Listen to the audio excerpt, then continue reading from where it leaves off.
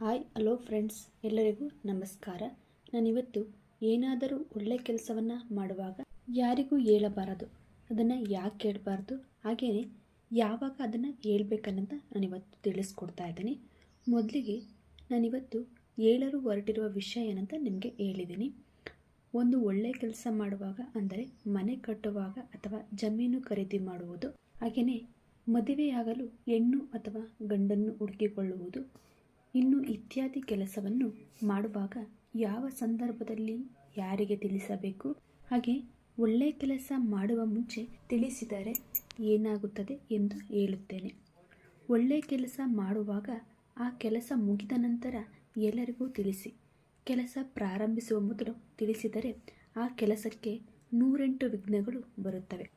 ಹಿಂದೆ ಒಂದು ಕಾಲದಲ್ಲಿ ಹಿರಿಯರು ಹೇಳುತ್ತಿದ್ದರು, ಒಂದು ಒಳ್ಳೆಯ ಕೆಲಸ ಮಾಡುವ ಮುಂಚೆ ತಡವಾದರೂ ಪರವಾಗಿಲ್ಲ, 10 ಜನರನ್ನು ವಿಚಾರಿಸಿ ಮುಂದುವರಿ ಅಂತ.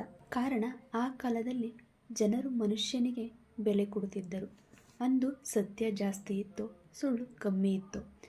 ಇದರಿಂದ ಆ ಕಾಲದಲ್ಲಿ ನಾವು 10 ಜನರಿಗೆ ಹೇಳಿ ಕೆಲಸ ಮಾಡಿದರೆ ನಮಗೆ ಒಳ್ಳೆಯದೇ ಆಗುತ್ತದೆ ಎಂಬ ನಂಬಿಕೆ ಇತ್ತು. ಆದರೆ ಇವತ್ತಿನ ಕಾಲದಲ್ಲಿ ಹಿರಿಯರು ಹೀಗೆ ಹೇಳುತ್ತಾರೆ, ಏನೇ ಒಳ್ಳೆಯ ಕೆಲಸ ಮಾಡಿದರೂ ಯಾರಿಗೂ ತಿಳಿಸಬೇಡಿ, ಆದಷ್ಟು ಬೇಗ ಆ ಕೆಲಸವನ್ನು ಮಾಡಿ ಮುಗಿಸಿ ಎಂದು.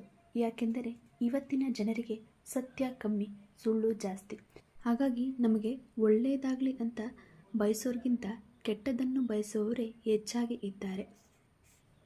ಹಾಗಾಗಿ ನಮ್ಮ ಹಿರಿಯರು ಯಾವುದೇ ಒಳ್ಳೆಯ ಕೆಲಸ ಮಾಡುವಾಗ ಯಾರಿಗೂ ಹೇಳಬೇಡ ಎಂದು ಹೇಳುತ್ತಾರೆ. ಉದಾಹರಣೆ, ಒಂದು ಜಮೀನು ತೆಗೆದುಕೊಳ್ಳಲು ಹೋಗುವಾಗ ಜಮೀನು ಕೊಳ್ಳುವವರು ಮತ್ತು ಜಮೀನನ್ನು ಕೊಡುವವರು ಮಾತ್ರ ಹಣಕಾಸು ವಿಚಾರದಲ್ಲಿ ಮಾತಾಡಿಕೊಳ್ಳಿ.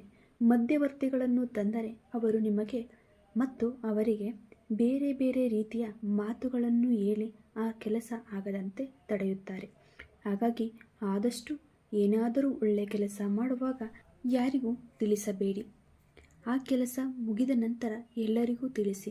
ಇವತ್ತಿನ ಈ ಜಗತ್ತಿನಲ್ಲಿ ಒಬ್ಬರು ಬೆಳೆಯುತ್ತಿದ್ದಾರೆ ಎಂದರೆ ಅವರನ್ನು ಕಾಲೆಳೆಯುವವರೇ ಜಾಸ್ತಿ ಇದ್ದಾರೆ.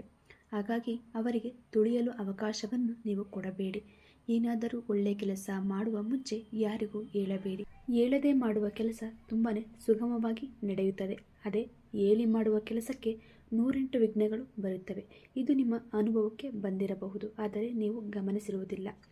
ತುಂಬ ಆತ್ಮೀಯರೆಂದು ನಾವು ಅವರೊಡನೆ ಎಲ್ಲ ವಿಷಯವನ್ನು ಹಂಚಿಕೊಂಡರೆ ಮುಂದೆ ಒಂದು ದಿನ ನಾವು ಅವರಿಗೆ ಅವಕಾಶವನ್ನು ಕೊಟ್ಟಂತಾಗುತ್ತದೆ. ಇದರಿಂದ ನೀವು ನಾಳೆ ಪಶ್ಚಾತ್ತಾಪವನ್ನು ಕೂಡ ಪಡಬಹುದು. ಹಾಗಾಗಿ ಯಾವುದೇ ಕೆಲಸವನ್ನು ಮಾಡಬೇಕಿದ್ದರೆ ಯಾರಿಗೂ ಕೂಡ ಹೇಳಬೇಡಿ. ಕೊನೆಯದಾಗಿ ಹೇಳುವುದೇನೆಂದರೆ, ನಂಬಿಕೆ ಎಂದರೆ ದೇವರು ಮತ್ತು ನಿಮ್ಮ ಮನಸ್ಸು ಮಾತ್ರ. ಯಾವತ್ತೂ ಹೊರಗಿನ ಜಗತ್ತನ್ನು ನಂಬಬೇಡಿ. ಇವತ್ತಿನ ಈ ವಿಷಯ ನಿಮಗೆ ಇಷ್ಟ ಆಗಿದ್ದರೆ ಲೈಕ್ ಮಾಡಿ, ಶೇರ್ ಮಾಡಿ, ಸಬ್ಸ್ಕ್ರೈಬ್ ಆಗಿ. ನಮ್ಮ ಎಲ್ಲ ವಿಡಿಯೋಗಳನ್ನು ನೋಡ್ತಾ ಇರಿ. ಧನ್ಯವಾದಗಳು.